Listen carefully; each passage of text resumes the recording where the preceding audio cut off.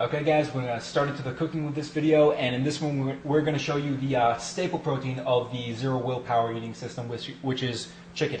Notice here we have boneless chicken breast. Mike, can you tell us why chicken is a staple of the zero willpower eating system? Chicken is one of those classic proteins. It's you can't really find anything wrong with it. It's low in fat, it's low in calories, and it is by far one of the best protein sources. And so today what we'll do is there's so many different ways to cook it, but I'm going to go ahead and show you a couple of ways that I like to get it cooked, and it's really simple. As you can see that we haven't marinated at all. It's just pretty much bland raw chicken breast right now. So you'll see how we can go from seasoned to the grilled to on the table, ready to eat. Actually, one other question. Do you ever recommend guys have chicken with bones, or do you always go boneless? I usually go boneless because you want to keep it simple. If you do want to go with bones, you'll find that it's probably about $1 cheaper at the store. But when you take out the bones and then you go ahead and actually weigh it, you'll realize you probably saved maybe 40 cents a pound, but you spent like an hour deboning, so it ain't worth it. But so yeah, just go boneless. You can find good deals on it. Yeah, you were telling me you get this like super cheap too, right? Yeah, chicken breasts. Depending on where you're at, we're from Houston. Well, I'm from Houston, and chicken breast you can find it as low as about $1.67 a pound. But if you find it regularly without being a sale, it runs anywhere from about $2.99 up to about $3.99. Yeah. And anything more, they're really trying to rip you off. And so, but I usually just buy in bulk, and I have a deep freezer that I just stick it in, and that's it. Cool. All right. Well, let's start this off. All right. So I'm going to go ahead and cook my chicken breast first, and I'll let Dan do his.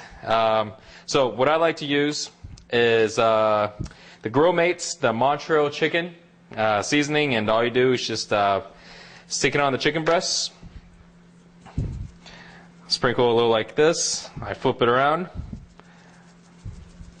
Little like that, and stick it on the grill. So, hold on. Let me go and twist it. And what we're using here is extra virgin olive oil, but it's Crisco, it's the spray kind. And the reason why I use this is it causes you not to use a lot of oil, and it's very, very low in fat. It actually shows 0 fat, but keep in mind that when you're using this, if you go ahead and really, really load up on it, it's still just like using a lot of oil. So I just give it a quick spray like this on top,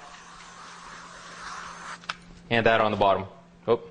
So what we'll do is I'll go ahead and actually let me season my chicken first. I'm gonna let Dan go ahead and season his, and then we'll just throw it all on there at once.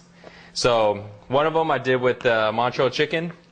And that's super easy. All you did is basically take it out and shake it. Yeah, it just took a split second. Yeah. And the second one I use black pepper, cayenne pepper, and garlic powder. So it's a good combination, and something I always do. And it tastes really good and super easy. Like so. I feel like one of the guys on on like the cooking shows, So yeah, who would have thought that we would be on a cooking video? Yeah. So, but yeah. This is like real cooking for dudes. Yeah, there you go. No marinating, no nothing fancy, just voila. That's it. So, mine is done. What about yours, Dan? What do you like to do? Okay, so here's what I like to do. Take your chicken breasts, and what you want to do is you take this Heinz 57, kind of tastes a little bit like barbecue sauce. Spread it on the top here. Actually, Mike, if you could grab me a spoon. Yeah, sure. This is actually a little bit more than I usually use. This is gonna like get onto the form a little bit, so use a little bit less than that. Then after that, I put black pepper on it and cayenne pepper. Nice. And then I'll put the garlic powder at the end. So you can see here, this is going to be like real flavorful, and I just did this in about 10 seconds. Yeah. And then the other one, which I really like, is with this stir fry sauce. Again, super cheap. All you do, basically the same thing. A little bit on, spread it around.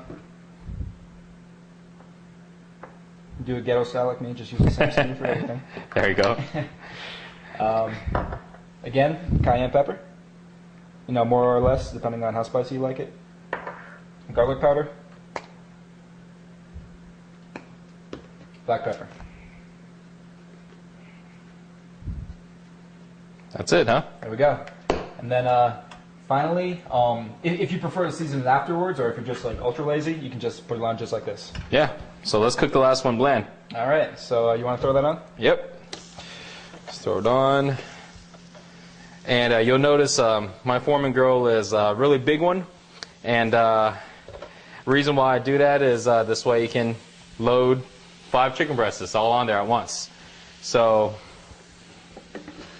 you close it and you forget about it for about 3 minutes. Then you come back. And really, like I want to emphasize, like that's how easy it is. Like really think about how long it took us to make that, and this is something which you can really actually stick to and do week after week. Yeah, and this is the only way that I can cook. I mean, I can't imagine trying to season and marinate and then stick it in the fridge and then think, okay, after 4 hours I gotta go and take it out and then cook it and then do all this stuff, and that's, oh my God, I got better things to do, Yeah, exactly. So I mean, and this stuff actually tastes really good too. Like once you get used to like the boneless chicken breast, it's actually kind of annoying to eat chicken with bones. And like, and once you get used to like chicken cooked on the Foreman, it's so like lean and like every bite is like high quality meat that when you bite into like cartilage and stuff like that, you're like, I want to go back to my Tupperware. And what do you think about, because I've always used a Foreman, and you always use a Foreman. What do you think about guys that don't use Foremans and they use frying pans or ovens? What do you think about that? You're just really making things hard on yourself. I mean, the reason why I like the Foreman is because it's so easy. I mean, literally all this meat we're cooking, and we only have to wash one thing afterwards, and that's the biggest thing for me. That's true. I hate doing dishes. And the reason I cook the Foreman is just because it's so fast. Yeah. There's 2 cooking surfaces, so you got both surfaces combined cooking, and any meat that has a little bit of fat on there, once you cook it, all the stuff drips out into the little tray it comes with, and so you're eating lean meat, no matter if you start off with it being a little bit of fat or not. So yeah, even something like this beef over here, you can see there's a little bit of fat. But yeah, that like drips right out, and I would have to say, this is pretty much the healthiest way to cook the meat that there is. Yeah, cooking with the Foreman, I've cooked with Foremans for, I'd say, about the last 7 to 8 years when I created this system a long time ago. And man, these things last. They're cost like what, $40-50. I think I might have went through. I go through about one Foreman every about a year and a half. So I went through a few Foremans. So I know they come out with a whole bunch of cool Foremans now, and there's different layers and all that stuff. But I kept it simple and old school. I just pretty much picked the biggest one and with the most cooking surface. So if y'all guys don't have a Foreman out there, you can go pick one up. They got ones for up to like $100 or a little over, but just get the biggest one because you don't need to get all fancy. They got these cool chrome handles and it looks good in your kitchen, but who cares? I mean, I never really bought like pots and pans before, but when I moved in with my girlfriend, we bought this set, and it was like things a are bottom of the line expensive. set. Yeah, it was like $350 for all that stuff. Yeah. So if you haven't bought that stuff, you actually don't even need to buy any pots and pans. You just need to buy a Foreman if you're ultra cheap. And it smells good already. I can smell it. I'm right here by the smoke and the smell. It smells good. I'm starving. It's good we decide to cook now because.